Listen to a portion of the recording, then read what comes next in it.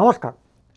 এতক্ষণে এবং এতদিনে আপনারা সবাই জেনে গেছেন যে মুর্শিদাবাদের বেলডাঙায় গোলমাল হচ্ছে। গোলমাল মানে ভীষণ গোলমাল। তো সারা পশ্চিমবঙ্গের সর্বত্রই বিক্ষোভ টিক্ষোভ চলছে এসআইআর টেসআইআর নিয়ে। সেগুলো নিয়ে পরে আরও একটা অনুষ্ঠান করব। কিন্তু সে খবর থাক না থাক, সংখ্যালঘু অধ্যুষিত বেলডাঙায় যে গোলমাল চলছে সেই খবর জানতে কারো বাকি নেই। এবার কী নিয়ে গোলমাল চলছে সেটাও সবাই জানেন না। বেলডাঙায় একজন ভিন রাজ্য থেকে বাঙালি শ্রমিক লাশ হয়ে ফিরেছেন। যেরকম বাঙালিরা মরে যাচ্ছে বিভিন্ন রাজ্যে, এও তাই। সেই নিয়ে প্রবল উত্তেজনা, কিন্তু খবর সেই নিয়ে নয়। খবর কী নিয়ে না, একজন মহিলা সাংবাদিক মার খেয়েছেন। খবর এই নিয়ে, এই দিয়ে চারদিকে হইচই পড়ে গেছে। একজন মহিলা সাংবাদিক আক্রান্ত, এই নিয়ে প্রধানমন্ত্রী অবধি সিঙ্গুরে জনসভা করতে এসে বলে ফেললেন ভিন রাজ্যে বাঙালিরা যে মার খাচ্ছে, বাংলাদেশি আখ্যা দিয়ে তাদের পুশ ব্যাক করে ঠেলে দেওয়া হচ্ছে। বারবার বলেছি, নতুন করে বলবো না। সে নিয়ে প্রধানমন্ত্রীর কোনো বক্তব্য নেই, কিন্তু একজন সাংবাদিক ঠ্যাঙানি খেয়েছেন, সে নিয়ে তার প্রচণ্ড উদ্বেগ, ভীষণ বক্তব্য। এবং সঙ্গে ঢাকের মায়া, গদি মিডিয়া তো আছেই। আমাদের প্রিয় কর্নেল নাড়ুগোপাল চোখ গোল গোল করে তার চ্যানেলে দুঃশাসন, দুর্যোধন এইসব বলে ফেললেন। এই স্বজনহারা ক্ষুব্ধ লোকগুলিকে যারা কাজটা ঠিক করেনি, হয়তো আমরা ভেবেছিলাম, তো তাদেরকে দুর্যোধন, দুঃশাসন ইত্যাদি বলে ফেললেন। তো এইসব চলছে। তো সে যাই হোক, বলেছেন দুটো ঘটনা তো আলাদা। ভিন রাজ্যে মারা যাওয়া একটা ঘটনা, সাংবাদিক নিগ্রহ আরেকটা। তো সাংবাদিকরা আমরা জানি তারা এখন সংবাদ সংগ্রহের নামে যা যা করেন, উত্তেজক প্রশ্ন করেন, ক্ষুব্ধ লোকেদের গিয়ে উস্কানি দিতে পারেন, সরাসরি দাঙ্গাবাজ বলতে পারেন। কিন্তু এইসব বলার পরেও শারীরিক নিগ্রহটা হচ্ছে অন্যায়, এবং এই নিয়ে কোনো সন্দেহ নেই, অর্থহীন ভাষায় অন্যায়। তো এইটা মোটামুটিভাবে গতকাল পর্যন্ত আমরা সবাই বিশ্বাস করেছিলাম, ভেবেছিলাম, আমি তো বটে। তো এই পুরো গল্পটাতে, এটা ভালো করে শুনবেন কিন্তু, এই পুরো গল্পটাতে প্রথম খটকা যেখানে লাগলো সেটা হলো যে চ্যানেলের কর্মী, যে চ্যানেলের সাংবাদিক মার খেয়েছেন, সেই চ্যানেলকে নিয়ে। তো ঘটনা ঘটলো কি ঘটলো না, তারা একটা অভূতপূর্ব কাণ্ড ঘটিয়ে ফেললেন। তো তারা একটা বিজ্ঞাপন ছেড়ে দিলেন ইন্টারনেটে এবং সম্ভবত টিভির পর্দাতেও, যে বলুন তো, ঠিক বয়ানটা এরকম নয়, আপনাদেরকে দেখাবো আমি একটু পরে ছবিটা, যে বলুন তো সোমা মাইতি কোথায় মার খেলেন, সঠিক উত্তর দিলে পেলেও পেতে পারেন বাম্পার প্রাইজ। তো যদি বিশ্বাস না করেন তাহলে দেখুন, সত্যি সত্যি এটা হয়েছে, আপনাদের দেখাচ্ছি, এক পলক একটু ভালো করে দেখে নিন। তো ব্যাপারটা একদম সত্যি, এবং এইটা এই চ্যানেলটি করে দেখিয়েছে, যেটা দেখেই মনে হচ্ছিল যে পুরো ব্যাপারটাই কীরকম টিআরপি বাড়ানোর জন্য, বা কিছু একটা টিআরপি বাড়িয়ে কিছু একটা এজেন্ডাকে প্রচার করার জন্য যেন করা হচ্ছে। তো এটা ছিল খটকা মাত্র, কারণ আমি বিশ্বাস করিনি যে সত্যি সত্যি একজন সাংবাদিকের মার খাওয়াকে নিয়ে একটা চ্যানেল বিপণন করতে পারে, কিন্তু তার বেশি দূর কোথাও যেতে পারে এটা বিশ্বাস করিনি। তারপরেও এর খটকাটা ছিল। তো দ্বিতীয় খটকাটা এলো, ইন্টারনেটে একটা ছবি ভাইরাল হলো।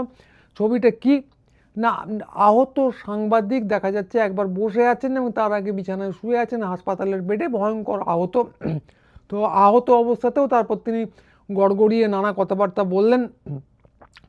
তো কথা হচ্ছে যে ছবিটা কি দেখাচ্ছে, যে এক জায়গায় তিনি ডান হাতে প্লাস্টার করে বসে আছেন এবং শুয়ে আছেন, এবং দ্বিতীয় জায়গায় প্লাস্টার হাত পরিবর্তন করে ফেলছে। তো খুবই অদ্ভুত, ভীষণ অদ্ভুত। তো এটাতেও একটা খটকা লাগলো। তারপরেও মনে হলো কি জানি, হয়তো উনি বুঝতে পারেননি যে অন্য হাতে আঘাত লেগেছিল।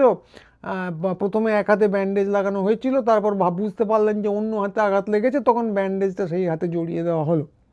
তো কেন এক হাতে আঘাত লেগেছে, যেখানে লাগেনি সেখানে মনে হলো লেগেছে, এর উত্তর আমার কাছে নেই। তবুও ভুল ভ্রান্তি তো হয়। তো ডাক্তাররাও অনেক ক্ষেত্রে ভুল করেন। একজন বিখ্যাত ডাক্তার আছেন, তিনি শুনেছি পেটের মধ্যে অপারেশন করে গজ টজ না ছুরি টুরি পুড়ে রেখে দিয়েছিলেন ভুল করে। তা ভুল ভ্রান্তি হয়, তো সেটাও একরকম কাটিয়ে দিয়েছিলাম। তো কিন্তু তৃতীয় যে জিনিসটা এলো, সেটা খটকাটাকে আরও বড় বাড়িয়ে দিল। তৃতীয় যে খটকাটা এলো, যে একদিন পর্যন্ত টিভি চ্যানেলগুলো একদিন ধরে খুব হইচই করছিল, কিন্তু ঠিক কীভাবে নিগ্রহ হচ্ছে দেখায়নি। তো ক্যামেরাম্যানকে ক্যামেরা অফ করে বসেছিলেন, কী জানি, ভাবছিলাম হতেও পারে চারপাশে কি কারো মোবাইল ছিল না, হয়তো সবাই মোবাইল অফ করেছিল, হতেও পারে ভেবে বসেছিলাম। কিন্তু অবশেষে একটা ভিডিও এলো, এটাও ইন্টারনেটে ভাইরাল। তো এটা সত্যতা আমি যাচাই করিনি, কিন্তু ভিডিওটা এআই দিয়ে বানানো নয়, এটা আমি বলতে পারি। ইন্টারনেটে ভাইরাল হয়েছে, তাই আপনাদের দেখাই যে কি ভয়ানক মার দেওয়া হয়েছে। দেখুন।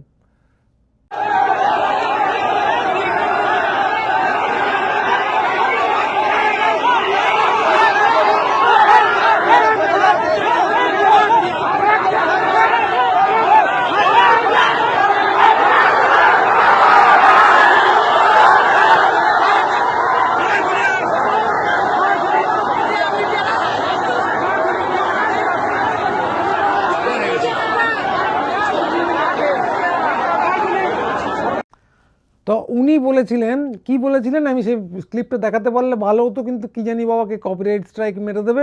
তাই মোটামুটিভাবে কি বলেছেন মুখেই বলি যে ওনার একজন চুল ধরে টানছে, একজন পা ধরে টানছে, মোবাইলটা ছিনিয়ে নিল একজন, একজন জামা ধরে টানছে, আর সমস্ত জায়গাতে হাত দিচ্ছে। মানে বলে বোঝাতে পারবো না কি ভয়ঙ্কর সিচুয়েশান। এই সিচুয়েশানে উনি বলেছেন উনি এর আগে কখনো পড়েননি, পুলিশ জাস্ট দাঁড়িয়ে দেখলো এবং তারপর উনি বলেছেন যে আমাদের ফেলে মারলো। তো ফেলে মারার ন্যারেটিভটা খুব চলছে, কিন্তু আপনারা ভিডিওতে দেখলেন যে ফেলে মারা কোথায়, লোকজন হই হই করে ওনাকে তাড়িয়ে দিচ্ছে।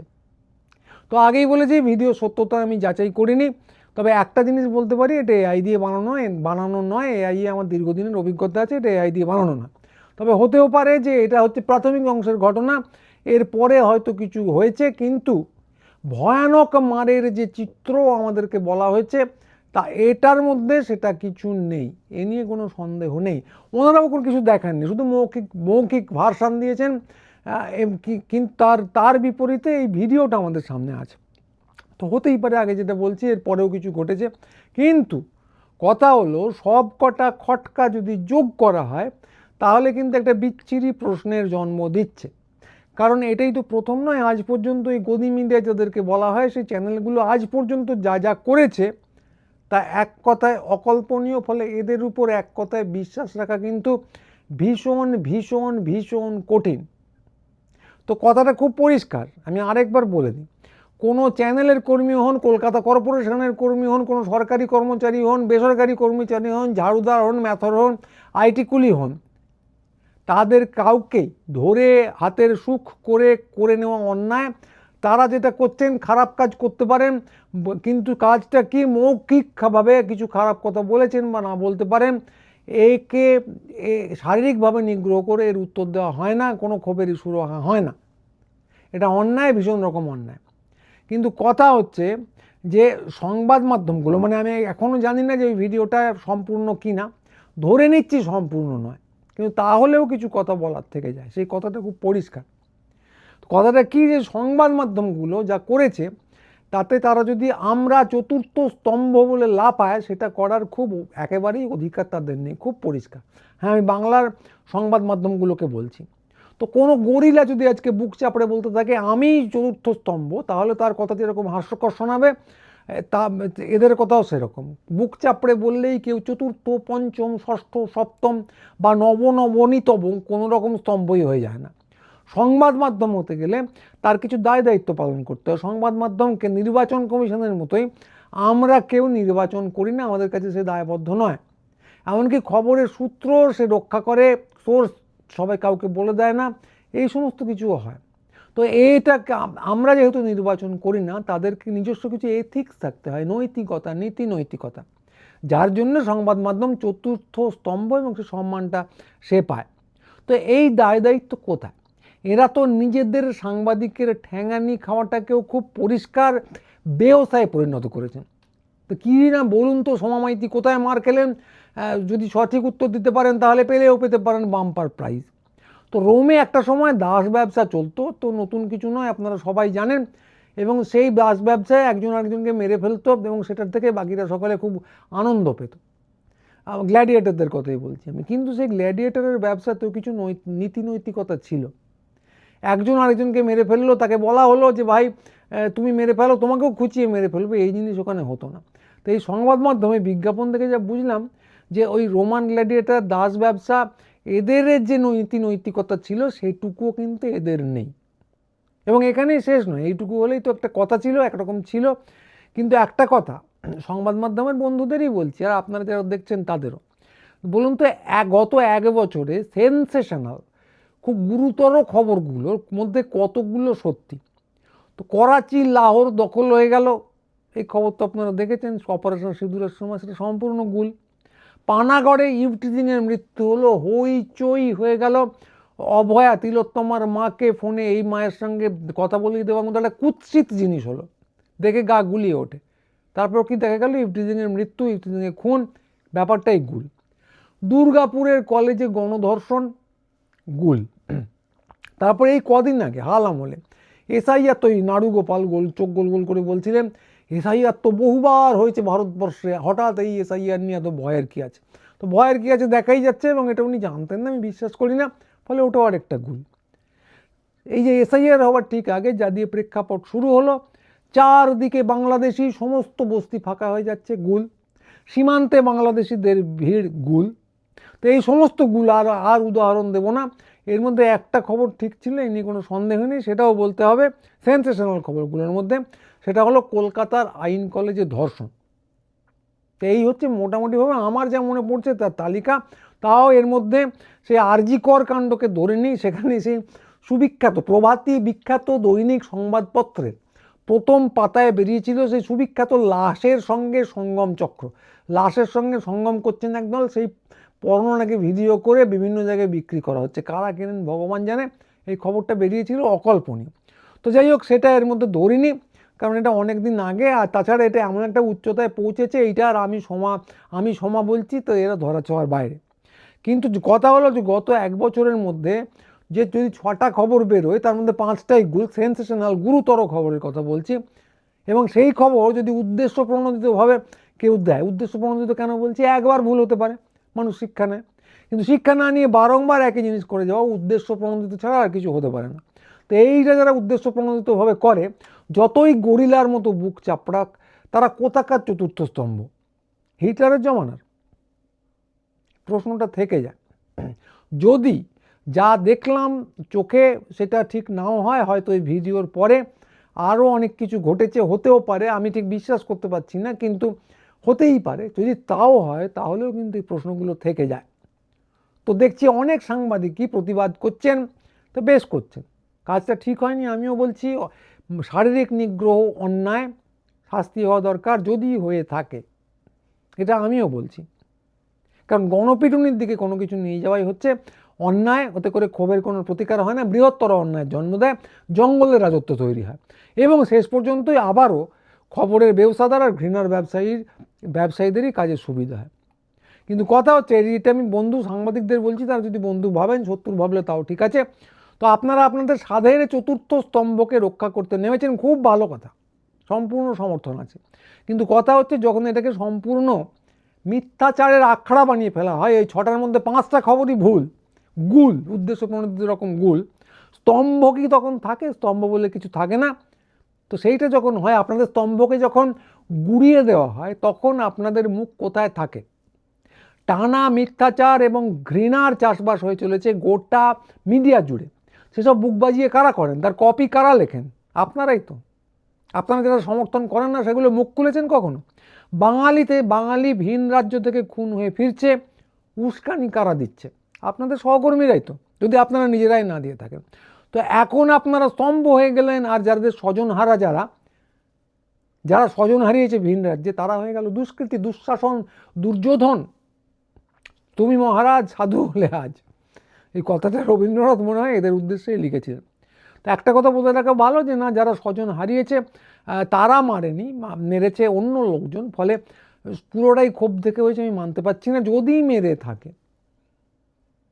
কিন্তু কথা হচ্ছে যে ওটা অপরাধ, আমি বারবারই বলছি, যদি হয়ে থাকে। কিন্তু আপনারা, এটা নিয়ে কোনো সন্দেহ নেই, আপনারা অর্থাৎ সংবাদ মাধ্যমের লোকজন উস্কানিদাতা, মিথ্যের বেসাতি করেন, ঘৃণা ছড়ান। হতেই পারে মালিকের নির্দেশে করেন, কিন্তু সেক্ষেত্রে এই চতুর্থ স্তম্ভ নামক ন্যাকামিটা বন্ধ করুন।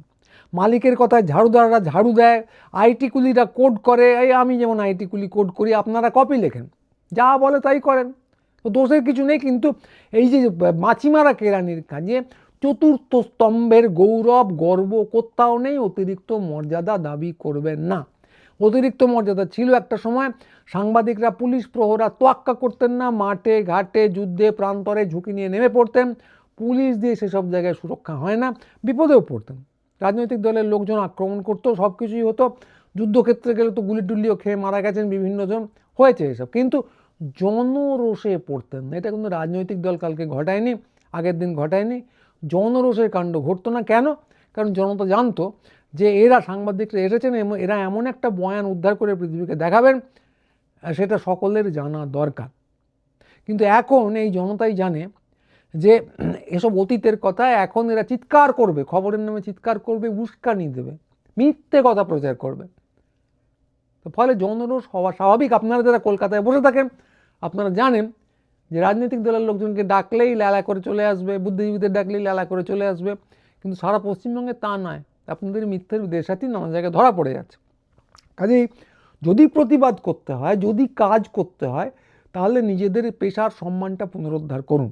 এবং হ্যাঁ, এরপরেও আমি যে কথাটা বারবার বলছি, শারীরিক নিগ্রহ অপরাধ। যারা আন্দোলন করছেন এই চ্যানেলগুলো দেখলে বয়কট করুন, বাইর চাইলে গাল দিন, তাড়িয়ে দিন, গায়ে হাত দেবেন না। তো যা ভিডিও দেখলাম সেটা সত্যি হলে, যদি সত্যি হয়, তারা অতি উপযুক্ত কাজই করেছেন, ওইভাবেই ধাওয়া দিয়ে তাড়িয়ে দেওয়া উচিত। যদি নিগ্রহ করে থাকেন তারপরে খারাপ কাজ করেছেন, কিন্তু যেটুকু দেখলাম উপযুক্ত কাজ হয়েছে। কারণ এদের চতুর্থ স্তম্ভ বলে নিজেদের দাবি করার আর কোনো অধিকার নেই। কলকাতায় বসে সমানে মিথ্যাচার করে যাওয়া সারা পশ্চিমবঙ্গের মানুষ গিলবে, এই জিনিস করার অধিকার কারণ নেই। এদেরকে দেখলে এভাবেই প্রত্যাখ্যান করতে হবে, এদের চ্যানেল এভাবেই প্রত্যাখ্যান করতে হবে। যদি লোকে না দেখে, যদি লোকে প্রতিরোধ করে, তাহলে এদের এমনি ফুটানি ডুম হয়ে যাবে। কোম্পানিও আর বিজ্ঞাপন দেবে না, কেউ বাঁচাতে পারবে না। ফলে প্রতিরোধের এই রাস্তায় থাকতে হবে, কিন্তু শারীরিক নিগ্রহ একদম নয়।